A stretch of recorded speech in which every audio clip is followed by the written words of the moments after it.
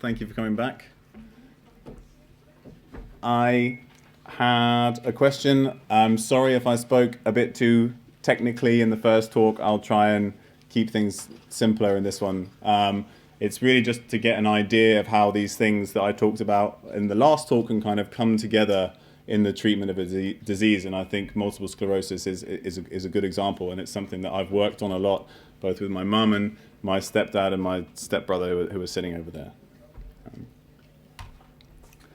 So very, very briefly, for those of you who don't know what multiple sclerosis is, it's a disease of the neurons, a neurological disease, which is chronic and continues to progress over time. And it involves usually something gets into the central nervous system, so it gets into the brain or the spinal cord, begins to start an inflammatory reaction, so then the body starts to react to it. And then what happens is you lose something called myelin. And myelin is basically this fat here which you wrap around your neurons. So these are neurons that may go from the brain to somewhere else in the brain or further down the spinal cord. And these things here insulate it and make the signal travel faster. So if you lose this fat here, then the signals start to be lost because your body isn't as good as sending signals down the cable here. So there are a few types of MS. Some people will just get just get some symptoms and they'll get better and nothing will happen again. And this may happen a few times throughout their lifetime, or just once. And we don't really need to treat it; it will just get better by itself. The most common type we call relapsing remitting MS, and there's a diagram here. And what happens is the patient feels fine, they get some kind of symptoms. The symptoms get a little bit better, but usually you're never quite as good as you were before. And over time, you get a relapse, and then your symptoms get worse and worse over time. The next step that happens in that is something called secondary progressive MS. So you flip from this relapses where your symptoms get worse and get better to a point where your symptoms just continuously get worse and they never get better. And this is what usually leads to final disability and death in patients with multiple sclerosis. Other people can get primary progressive MS, so you never get these symptoms getting better, you just continuously get worse. And then malignant or fulminant MS, this can happen in a very short period of time. So in fulminant MS, people often only go from being completely healthy, or we think they're completely healthy, to dying within a few weeks, and this can happen very quickly. The symptoms of multiple sclerosis are basically anything that could be associated with the nerves in the body. So changes in sensation, weakness in the muscles or spasms in the muscles where they cramp up, difficulties with coordination and difficulties moving the hands, difficulties walking, problems talking, problems swallowing. One of the first symptoms in multiple sclerosis is often a change in the vision. So you get problems with the nerves behind the eye. And then they often get symptoms of pain or tiredness. And this can often affect the brain in less defined ways. So they'll have problems with mood. They'll just not be able to think very clearly. And eventually, obviously, there's a longer term progression towards disability and death. This, one of the reasons why it's obviously important to talk about this in northern countries is this is a graph of where MS is most prevalent. So here, particularly in Northern Europe and Australia, but then again Northern Europe and America, but then again down south in Australia and New Zealand, you see more multiple sclerosis. And I think in Iceland it's around 150 per 100,000 people will get a diagnosis of multiple sclerosis. And what we talk about is distance from the equator. So if you imagine the equator, then the distance away from the equator, the more likely you are to get multiple sclerosis. So that happens both to the north and to the south. But when I see a map like this, I don't know about you, but what I think of is that it's a disease of Western civilization, right? Because you've got America here, Europe, and then Australia and New Zealand, and the rest of the world are less affected by it. So maybe there's an interaction there. But what we do, one thing that we do know is that people who come from say, Central Africa or somewhere in Asia, if they then move to one of these countries, the next generation of people, even if they have the same genetics, will inherit the likelihood of getting a disease. So they've recently done some studies in Norway. They have immigrants from Pakistan. By the time they move to Norway, their children will have the same likelihood of getting MS as Norwegian children who've lived there for many years. So there are a number of potential factors that doctors often talk about. There's genetics, so there is a genetic factor that might increase your risk of multiple sclerosis. We've already talked about infections and the hygiene hypothesis, and we know things like getting infected with certain viruses at a young age is beneficial, but then those viruses, if you get infected with them later on, then they can be damaging. So there's a timing. Sometimes being exposed to infections early on is a good thing, but then later on those infections can be a bad thing and increase your risk of multiple sclerosis. Smoking and stress are also associated with multiple sclerosis. And in general, like I talked about, the risk of multiple sclerosis kind of moves with dietary patterns. So again, one thing is that countries that consume the most dairy tend to have a higher risk of multiple sclerosis. So what I'm going to talk to you about is something called systems analysis in multiple sclerosis. I am not a systems analysis expert. That's Harold, who sat over there, but I helped him with all the sort of biochemistry and medical side of things. And we did this as a family project, the four of us. And I know he doesn't mind me talking about it. This was inspired by my stepbrother Ulrich, who was diagnosed with multiple sclerosis about 5 years ago. And then we started working on this. We've talked about this work at 3 conferences now. One where people talk just about systems dynamics. Another people, the International Society for Neurovascular Disease, where people talk about these kind of diseases, multiple sclerosis particularly. And then I just presented this in the United States, with a group of doctors who talk about a lot of the similar things that I talked about in my last talk and I will talk about in this talk. We have ongoing work with patients in various countries. People have heard about the work that we've done. But importantly, this kind of approach, I think, is a way that we should start to look at diseases in the long term and all chronic diseases. So what is systems analysis? I won't go into a huge amount of depth, but it's basically you can take any big system. It could be a factory, it could be a disease, and what you want to do is take all the different parts and see how they interact and see how they change each other and change things. So what we do is we tend to find all the different parts, and this is actually a system of how you build a system. And here we have a model, so like a model for our disease. We test the model maybe in the computer or just talking it through and seeing whether it fits what we think, we think it fits. We'll add knowledge. We might change what the problem is, ask more questions, and through this kind of process, we'll build this kind of big picture of everything that's going on. And from that, from a medical standpoint, potentially we could find some causes that we didn't expect, and hopefully find some kind of treatment.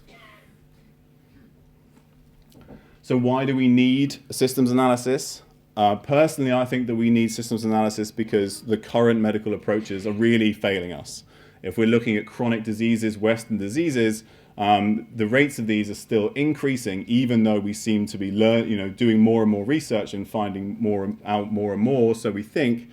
And I think part of that problem is we're assuming that disease has one cause and one effect. We think that we do one thing, like we eat lots of dairy and then we get cancer afterwards. But it's just so much more complicated than that, and this is a way to try and figure that out. And just thinking that we have one cause and one effect just ignores how the body normally works. Because if you do anything to disturb something in the body will fight to try and make it and work its way back. So everything you do has an effect, and a huge number of things can have those effects at the same time and could potentially interact. And the important thing is that we don't know everything yet. So having something like this is that we can continually add information, we can continually change it.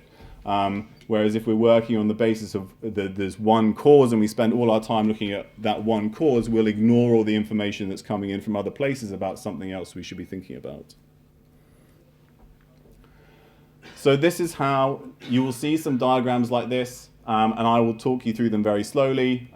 This is what we call, or it's the beginning of something called a causal loop diagram, where basically you have things that affect each other, and you can have like something that's going on. So here we have autoimmune attacks and things that they can cause, so like neurological dysfunction, and that's one of the things that we know is happening in multiple sclerosis. This is kind of how I imagine that most doctors think about multiple sclerosis. We know that, so mainly that there's lots of question marks. We know that the blood-brain barrier, so that is a layer of cells that holds like a space, a barrier between the blood and the brain, like it says. But we know that if this breaks down, then things in our blood can get into the brain or attack the brain, which they shouldn't normally be able to do. So something happens here. If you attack the brain, then the body responds to it. You know, if any kind of injury, the body tries to respond. And this is where we try and treat patients, because we think that we need to reduce this. And we know that this attack will cause some kind of neurological dysfunction. The whole time the body is trying to heal itself. So this is going on, and eventually the neurological dysfunction will cause some kind of disability. And this is kind of the rough picture. This looks a lot more complicated than it sounds, and you don't actually need to understand any of this, but what I'm trying to get across is the fact that the way we treat multiple sclerosis at the moment is that we assume that the body, the T cells, which are a certain type of immune cell, white blood cell, which is supposed to help us against infections, they are attacking the brain for some reason. So what we do is we try and reduce those cells working. And these are just some various drugs that try and do that. And basically what it does is it stops the T cells getting into the brain. The problem is that this can potentially reduce some symptoms, but that doesn't reduce the progression of the disease. And wait, no more yet. So it doesn't reduce the progression of the disease. So these medications, they can stop the cells getting into the brain, but actually what they do is they don't stop you dying at the time point that you would, and they don't stop your final disability. So while it might be important for the quality of life of the patient, we haven't figured out what the main cause is, but this is what we're focusing on at the moment. So the reason why I think that it doesn't work, and why we'll talk about that later, is the fact that what's happening is the T cells, or these cells in the body, they're attacking the brain because the brain got damaged. But what we haven't found out is why the brain got damaged in the first place. All we're doing is we're trying to fix the response that the body has. So we've still got whatever's going on that initially started the disease, and we're just trying to dampen down symptoms. The problem is that T cells, these cells, are very important for the healing of the brain, and they've done that in multiple animal studies. They've shown that if you stop those cells being there, the brain won't be able to repair. So we might be reducing symptoms, but we're not reducing the long-term risk of death or disability, and we're also not letting the body repair itself. So we must be, we've got to try and do something else. And I think this is just a case of shooting the messenger. So the body is just trying to respond in the way it's designed to, and we're not actually looking for the reason that the body has had to respond to that. We're not looking at the original injury. So what we did is we took something called a systems approach, and basically we looked at over 1,000 different scientific studies, and this is stuff that came from animal studies and work in humans. But then we also looked at things like books that doctors had written. So Roger McDougall was a doctor that worked with, and he gave his multiple sclerosis patients something very similar to a paleo-style diet, so removing wheat and dairy products.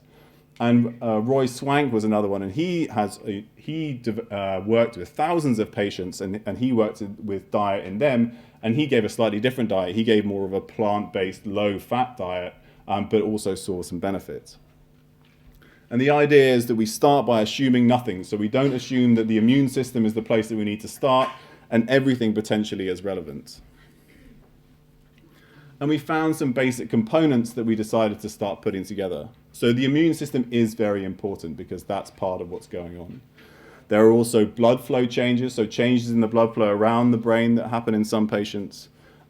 This can then, at some point, the blood-brain barrier is damaged, like I talk about. As the brain gets damaged, then the natural antioxidants that the brain cells have they get lost and then the damage increases. We talked about autoimmune attacks, so there are antibodies made by the body that can then attack the brain as well. And there are toxins that potentially come into this, so things like heavy metals, mercury, particularly radiation, and also potentially things like endocrine disruptors, which we're getting increasingly in our food from plastics and things like that. And then as we talked about inflammation in the last talk, allergies, food sensitivities, leaky gut, which was obviously something that's we're increasing our knowledge about. This is all coming into play here. And then the whole time the body is obviously trying to repair itself, and we want to try and boost that as much as possible. So these are all the different parts that we put together, and the idea is that we'll make a little system about each of these, and then try and put them into a big picture and see what comes out. So again, this looks very complicated, but it's just an idea. This is a simplified version of what could happen in terms of infections. So Epstein-Barr virus is a virus I was talking about earlier. Particularly if you get this later on in life, it increases your risk of multiple sclerosis. You can get antibodies to the virus that can then cross-react with myelin, so can then tag the myelin in the brain, the body attacks that. You can get that with certain bacterial infections as well. And obviously something like mercury can affect the way that the immune system reacts to things at the same time. So viruses and bacteria, they can all feed in, and these could be one of the initial reasons why we get a problem with the blood-brain barrier, and then an attack of the immune system within the brain. And I'll talk you through this one very slowly, but this is basically a rough idea of how food could come into it. So this is something that we wanted to talk about most today. So there are some very nice studies that came out a couple of years ago looking at gluten and casein, and in patients who have antibodies against gluten and casein, so for some reason the body is reacting against gluten and casein in the diet, these antibodies are then very good at attacking certain parts of the brain. So this might be the myelin itself, so that bit that we're talking about, which protects the nerves, but there's also certain cells in the back of the head, in the cerebellum, that can control coordination, and particularly antibodies against casein can also attack those cells in the brain. And then we start to look at things like inflammatory things in the diet, or an inflammatory balance. So we talk a lot about omega-3. Omega-3 fats, particularly coming from something like fatty fish, can be very important, and they can reduce inflammation. What happens as things get into the gut? So if you've managed to have gluten and it's opened up the gut, then things can get into the body that weren't meant to be there. And then either something like an infection or one of these substances. So gluten is also very good at opening up the blood-brain barrier. This can open things up, and then we start to get inflammation inside the brain. And one potential thing that's very useful to protect against that, we found out, are things called anthocyanins. So they're basically what makes blueberries purple. And what they're very good at is they're very good at antagonizing some enzymes that break down both the blood-brain barrier and the space between the nerves. So if you manage to take out some of these potential things in the diet that are causing problems, there was actually some very good studies showing that simply by eating something like blueberries, blåbær, krækebær, if you're in Norway, tyttebær, something like that, these could all potentially help reduce, help improve or repair the damage in the blood-brain barrier. And again, this is more about the antioxidants. So this is the way that the body helps get rid of damage. And so particularly important things are things like the fat-soluble vitamins. I talked a little bit about them in the last talk. Things like vitamin D, that's become a very big topic in multiple sclerosis. It's very important, but also things like vitamin K and vitamin E. These are natural enzymes that the body produces to try and reduce oxidative damage, and we can eat certain things to try and boost them. Again, omega-3s can help increase regeneration in the brain. So DHA, which is one of the omega-3 fats found in fish or lysis, something like that, that is absolutely essential for the body to create new connections between neurons. So if you've lost some connections from multiple sclerosis, in order to create new connections, DHA is very important. And then there are also some other things in the diet that might affect the amount of inflammation that you have. And this is particularly important in terms of something called methylation, which is, if some of you are very into the kind of health scene at the moment, methylation has become a very hot topic. And this includes things like making sure you get a good balance of B12 and folic acid in the diet, as well as certain amino acids like methionine. Too much methionine can be a bad thing. That particularly comes from red meat. But this can also be balanced by an amino acid called glycine, which you could get from connective tissue or beans or something like that. So there's a balance between the amino acids that can also affect the amount of inflammation that you have. And then this is the last complicated picture, I promise. So what this kind of starts to put together is how you might then end up seeing some symptoms in the patient based on what happened before. So you've got some kind of problem with the blood-brain barrier. What happens is that as the blood-brain barrier opens up, then blood can get into the brain. And when you get blood into the brain, the red blood cells, which have lots of iron in them, which they use to carry oxygen, that iron just gets deposited in the brain. And in that state, that can be very damaging. So it's very good at attacking other proteins or fats and causing damage. And then what happens is once the iron is in there, it's behind the blood-brain barrier and it can keep on attacking from the inside. So what happens is you've got these problems, you've got this inflammation, you've opened up the blood-brain barrier, you've started to see some attack on the nerves, and then down here you'll see that some apoptosis, that's a name for cell death, so some of the nerves start to die, and this is what ends up causing some of your symptoms. But at the same time, you'll see that the body is working really hard, or it's lost some of the cells that help your nerves survive. So your neurons have cells with them called astrocytes, which are basically just there to feed the nerves. And if your astrocytes go, then the nerves don't have the energy that they normally would. And what you see is you start to lose some of the things, you start to lose the nerves talking to each other. So things like dopamine, noradrenaline, serotonin, we talk about these things as neurotransmitters, and they're basically ways that the nerves talk to each other in the brain. And as these things start to drop off, then you get some of those problems with mood and thinking and stuff that we talked about earlier. So you can kind of see how as this starts, we get the symptoms that we talk about. We get the peripheral symptoms, maybe some of the muscle problems, but then you can also see why it causes some of the mood changes and things like that. And then you can see where things in the diet could potentially feed in, like, say, antioxidants. So then what you'll see is that we've taken like the infection system and we've taken some of the dietary systems. And so individually they have their own kind of system and they affect each other, but hopefully you can see that they'll sort of interact and then you can build a very simple picture.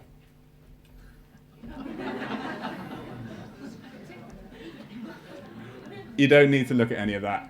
So what we do then is we kind of built our big picture of multiple sclerosis. And the idea is then that we kind of distill this out and we look at the potential points where we can intervene and the common factors between the different systems.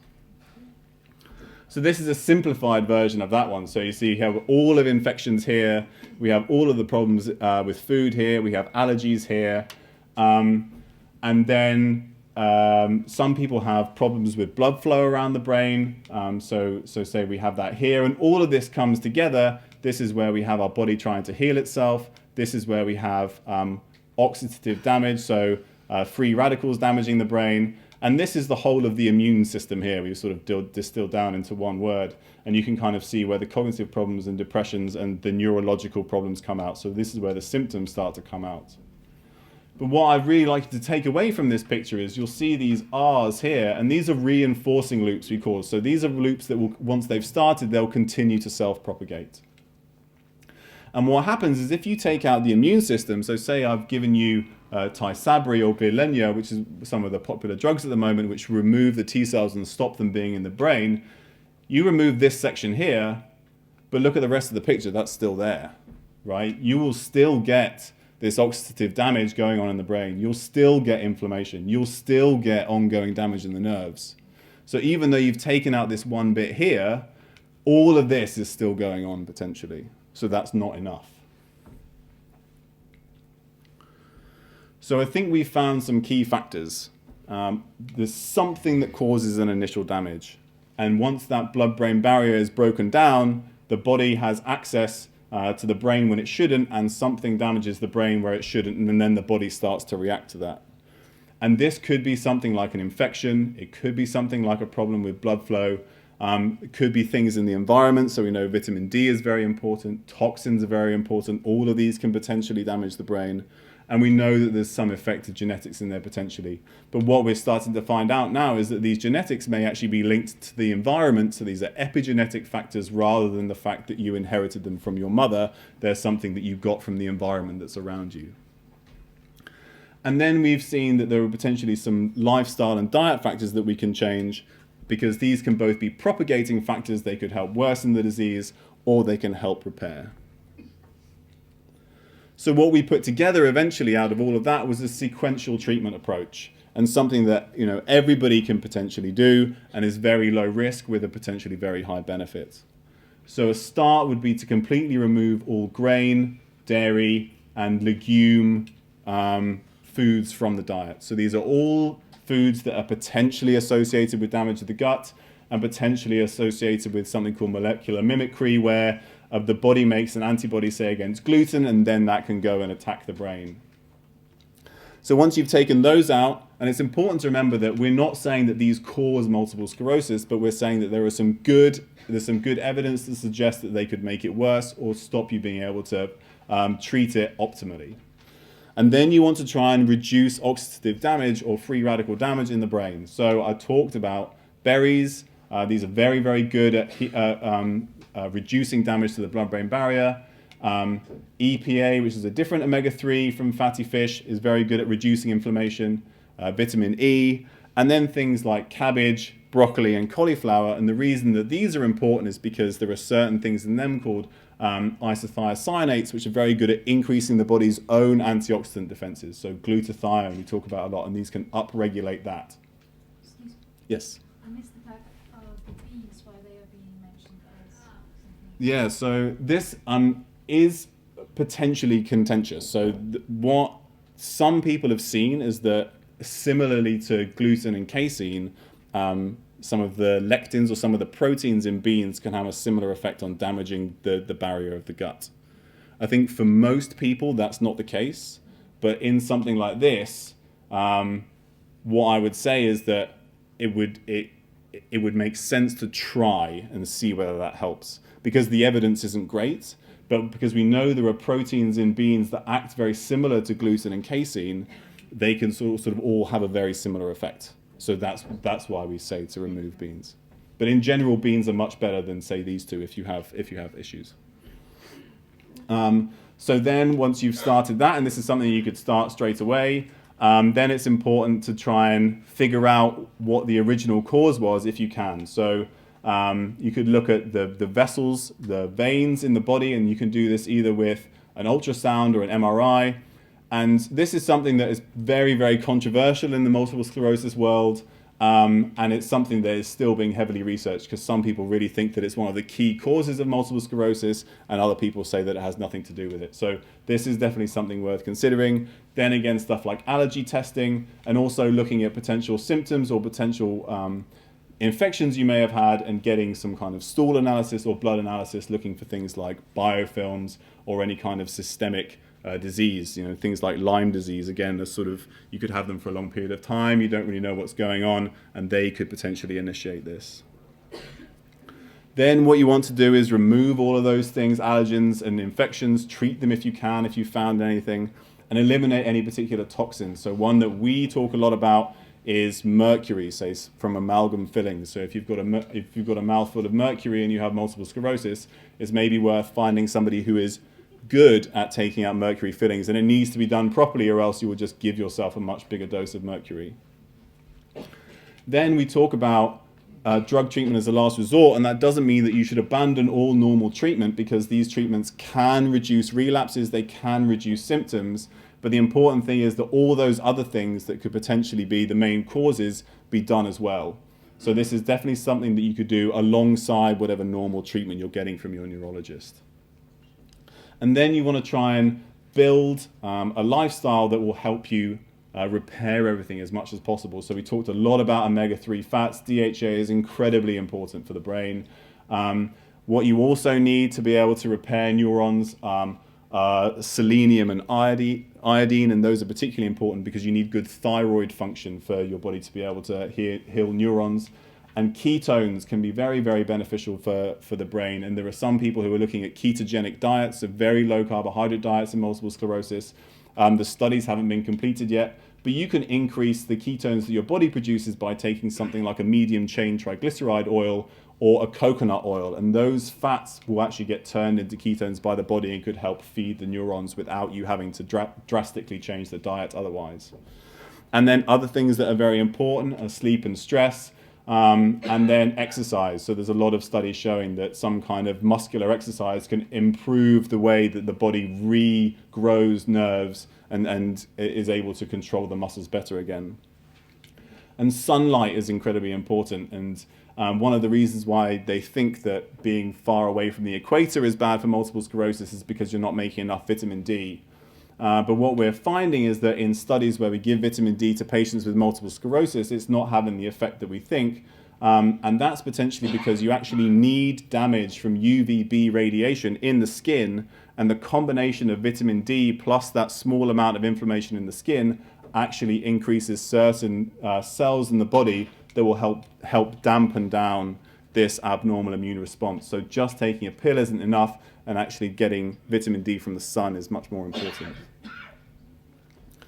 So this is kind of a very simplified version of that big diagram I showed you before, and this literally just says what I talked about before. So avoiding all kind of potential items in the diet that might worsen the disease, making sure you remove any infections or any toxins, and then making sure you get a good dose of various antioxidants which can boost repair. And if anybody's ever heard of Terry Walls, she has developed a very similar approach, and she was doing this around the same time as we were doing this work. And she did it slightly differently because she herself actually had secondary progressive MS. So she was confined to a wheelchair. She is a doctor, and she was had retired from work. So she spent a lot of time trying to figure out what she could do to help herself. And so she studied functional nutrition and functional medicine, and initially started with supplements and found she got some benefit, but then eventually worked to getting all of those micronutrients that we talk about from the diet rather than supplements. And she does some other stuff like stress modification or meditation, and she did a lot of stimulation. So she basically electrocuted all her muscles to make them contract, and that helped regrow some of her nerves. And now she cycles to work every day to run clinical trials of this in patients with multiple sclerosis. So this is not something that I'm particularly going to talk about, but what we would then do is once we have that kind of system, we can put it into a computer and create a computer model. And what this does and what we've been able to do is recreate the symptoms that patients have had over time and show how their disease progresses. And then what you can do is you can look at the effect of single treatments, so say one single immune treatment, and see whether that will have an effect, and it probably won't. But then once you start to put everything together, you can see how you can shut off all those different systems and then maybe let the body repair itself. And hopefully explore the potential of a proposed cure depending on whatever things that we manage to put into the system and find out what works. So we have a couple of cases of people that we've worked with. I already talked about my stepbrother, who was kind of the inspiration for this.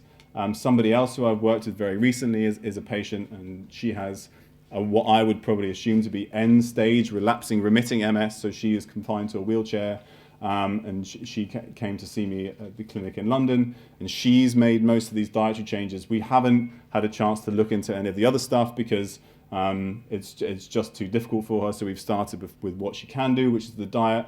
And she's already said that she's seen some much better improvement in cognition just over a couple of months. And she started to be able to do some more work with her physiotherapist. So this is absolutely not some miracle cure or anything, but she's already seen benefit.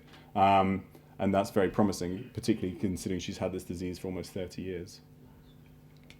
The final one that we talked about, if you heard my mum talking on the radio the other day, this is a fairly young patient that we were contacted about in Norway.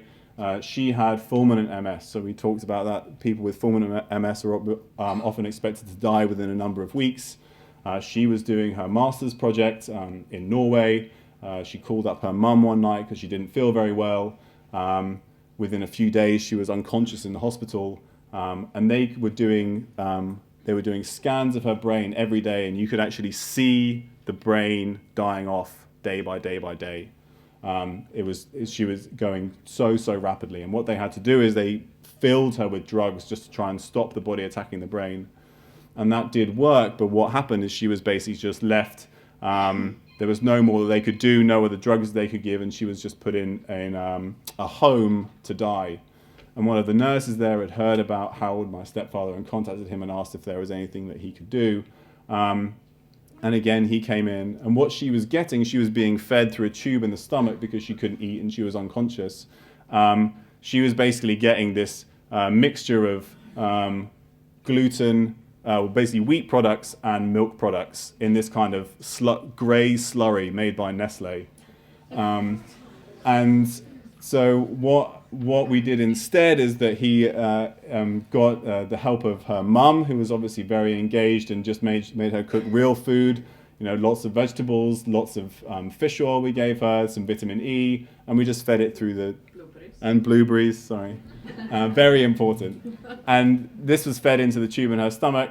And now she has a hole in her throat where she used to be attached to a ventilator for a long period of time, but she can get up during the day, she can talk a little bit, she is able to wash her face at least herself, and she can stand with sort of some help and some pulleys and things, but she's conscious, and you can have a conversation with her, and she doesn't talk much, but she's very engaging and she completely understands what's going on.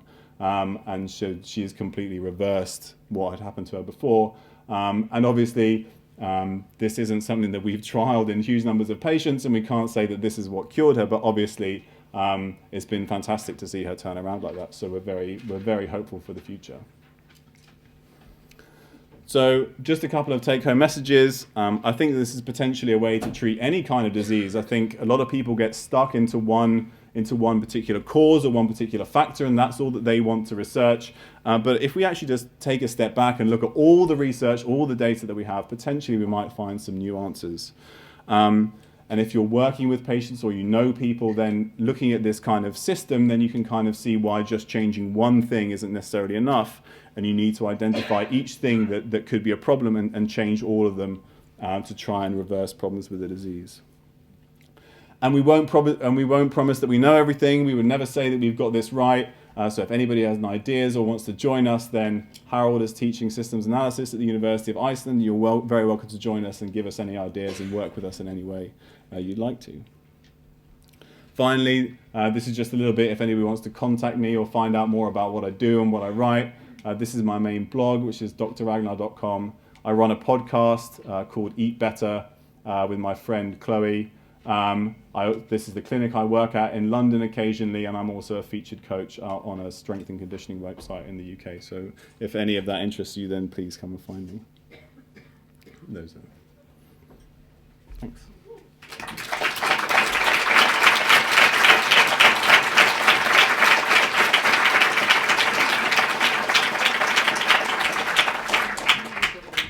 Við þökkum fyrir fyrirlesturinn. Eða einhver spurningar?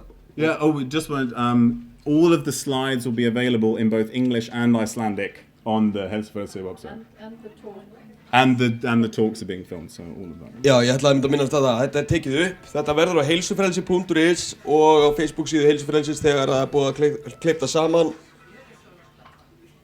Og þá getið nálgast þetta þar. Þeir sem hafa áhuga að vera póstlista heilsufrelsis geta þetta farið á heilsufrelsi.is og skráð sig þar, og við munum að sjálfsögðu vera með fleiri fyrirlestra á þessu ári og vonandi bara alveg skemmtilega og þessi búin að vera. En einhverjar spurningar núna varðandi þennan seinni part?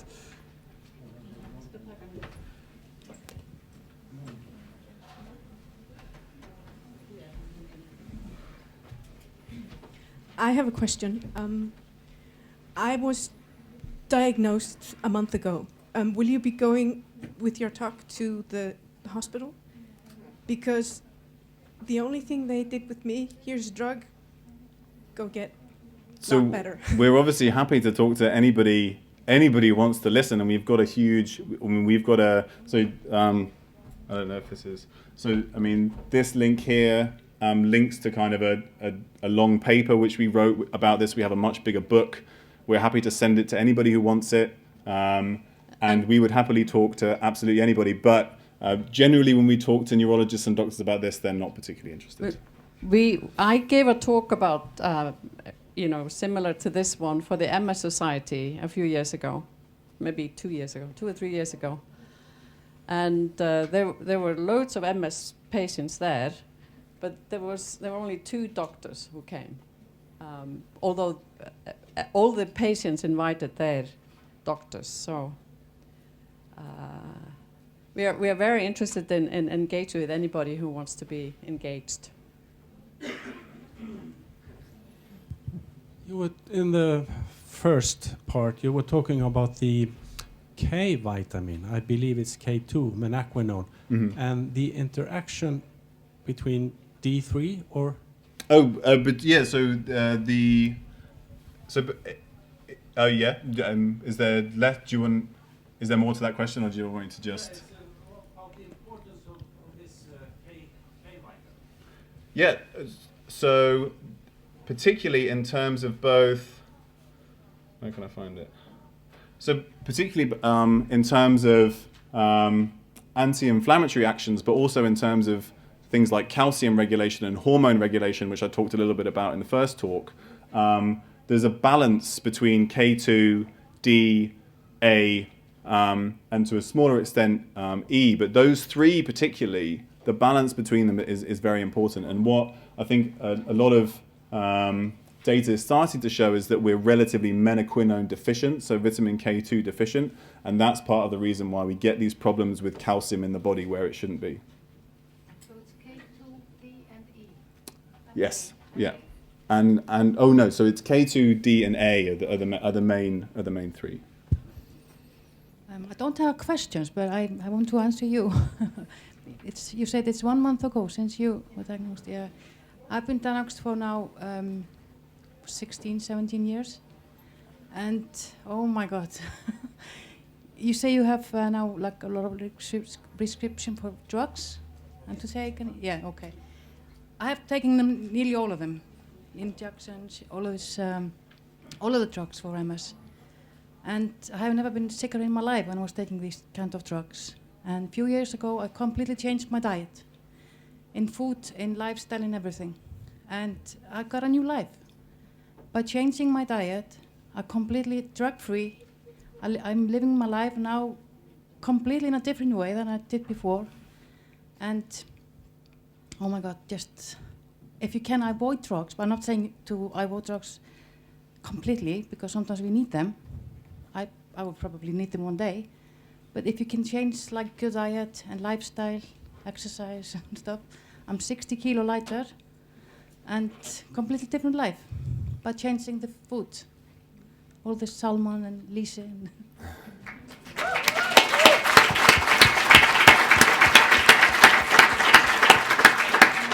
So is your diet similar to what we are recommending here? Yeah. I feel like smiling it. Okay, good. So here's one who has shown that this works. Yeah.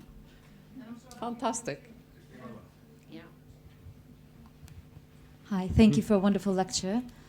You've been talking about the casein and gluten. Mm-hmm. I'm just curious about how sugar will infect the same picture and different types of sugar. If you have looked into that, and if that is something that you guys are taking in. Yeah, so what you notice particularly with sugar is there are a few things. So obviously a diet high in sugar can affect the bugs in your gut, so the gut microbiome, which obviously can have a huge potential effect on this, particularly things, or maybe like a yeast overgrowth or something like that. And also a diet high in sugar might change the way that your nerves talk to each other. So it can really deplete certain neurotransmitters, and then you can get problems with serotonin, and again, that can cause some of the mood problems. I don't think we haven't particularly looked into how sugar exactly feeds into this, but we do know that sugar direct or both a diet high in carbohydrate and a diet high in sugar can increase inflammation because those sugars can attach to various proteins and the body then attacks those because they look foreign. So all of that will absolutely potentially feed in. And if you're following this kind of the way that we talk about eating, then you would remove sugar from the diet completely. Yeah. Mm-hmm. Hi there, thanks for a really good lecture today. Thanks. I'd like to ask if you have looked at the role of vaccinations regarding MS, and what I heard today is that you mentioned mercury and then you're talking about the blood-brain barrier. Yeah. So where do you stand, or where have you looked at that in relation to recovery or triggers for MS? So a lot of people have asked the question about vaccinations and various autoimmune diseases. And particularly, I think the one that they focus on is the Haemophilus B or the Hep B vaccination, which is associated with an increased risk of autoimmune diseases. Particularly, we know that mercury is a neurotoxin, but we also know that lots of people have been given vaccinations and not had any side effects. So what I think is that there's an interaction between other environmental factors and potentially genetic factors, and then maybe that could tip the balance. So I really don't believe there's exactly one cause, but I think that in the right, when the right things come together, then that could potentially be a case. Can I ask also, would you go as far as to say that people with MS should perhaps not have flu vaccination? Oh, that's a very good question, and what? Pardon? Oh, okay. So the question is, should people with multiple sclerosis get a flu vaccination? And the best, so absolutely, mercury is a neurotoxin. If you have multiple sclerosis, then exposing yourself to that could potentially exacerbate the disease. There's no definite answer one way or the other. But what I can say is that only about 2% of people that get a flu vaccine actually get any benefit from it. So it's about 1 in 50, and that's even less this year. And there are some studies which show that if you have had a flu vaccination, then you might actually increase your risk of other viral infections. So while that's not a comment on all vaccines, for the flu vaccine particularly, then those are just the facts. You talked about excluding beans. Yeah. Does that include sprouted beans? So the enzyme inhibitor, or some of the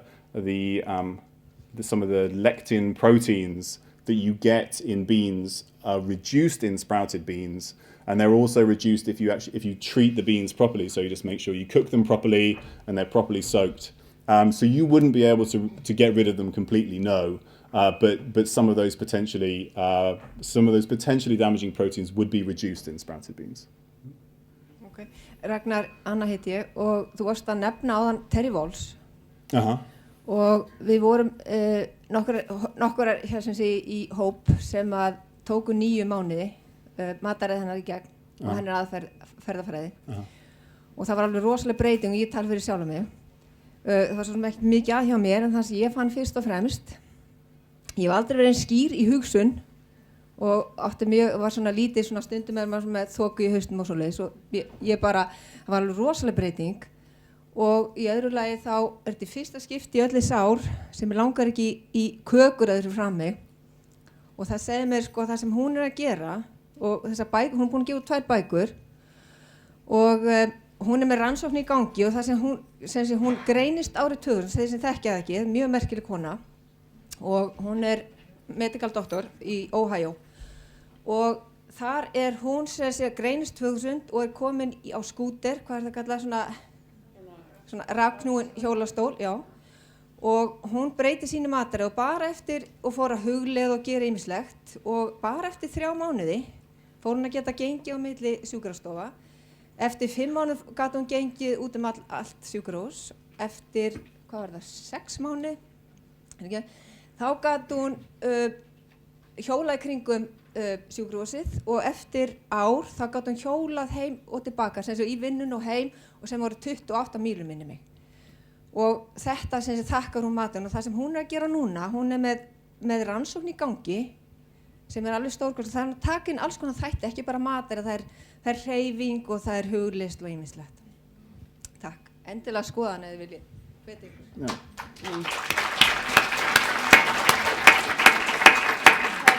Terry Walls. Konan heitir Terry Walls og sem sagt bandarískur læknir sem sjálf með MS en hefur breytt algjörlega mataræði og hún orðin mjög duglega að rækta sitt eigið grænmeti. Þannig að hún mælir með því að allir sé að rækta brokkoli og grænkál og svona finnir í út í garði. Má ég spyrja einu, ég sá einu svona heimildamynd aspartam og þar var talað að stundum væru fólk ranglega greint með MS en væri raunverulega með aspartam sýkingu. Hefur eitthvað heyrt þetta? Well, there's again, so every time you have something that's a potential excitotoxin or neurotoxin, that could be a sort of an entry into the disease. So I don't think there's any particularly solid research that aspartame causes MS or is associated with MS, but we know it's an excitotoxin, we know it's a neurotoxin, so there's a potential that could be, maybe. Any other questions? Oh, here's one.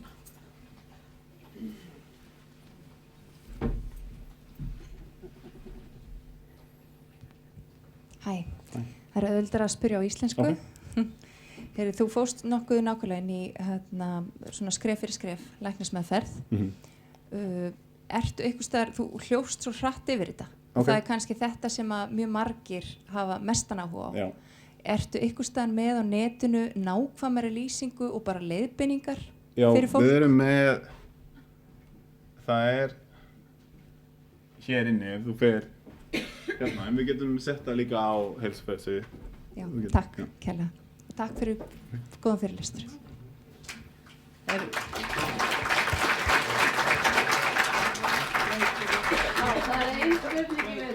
Síðasta spurningin þá. Allra síðasta spurningin að við ljúkum þessu. Hvað paleo og fæði er? Yeah, so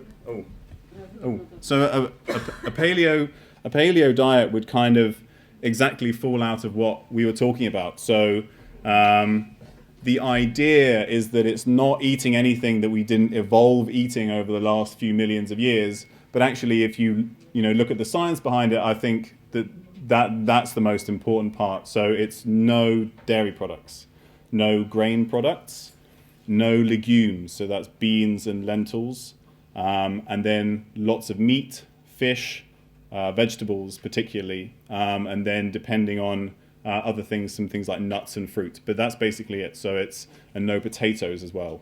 So it's lots of meat, fruit, vegetables, fish, no grain products or dairy products. That's essentially. And eggs. And eggs are great, yeah, fine. Last question. The last question. Ég langaði að spyrja á íslensku. Okay. Hefurðu kynnt þér MND sjúkdóm? ALS or motor neuron disease. So that's not something that we've looked at. But if you look at some of the studies they've been doing recently, a lot of the things that are important in multiple sclerosis are also very important in ALS. So things like vitamin D, DHA. I talked about ketones because they're very good at fueling the brain. There are some animal studies, and I think they're going to start some trials of a ketogenic diet in humans. So lots of the same things are going on. So I would, if I knew anybody with ALS, I would tell them to try a similar thing. We haven't looked at it specifically, but lots of the same things feed into it potentially. Okay. Takk fyrir góðan fyrirlestur. Gefum gott klapp.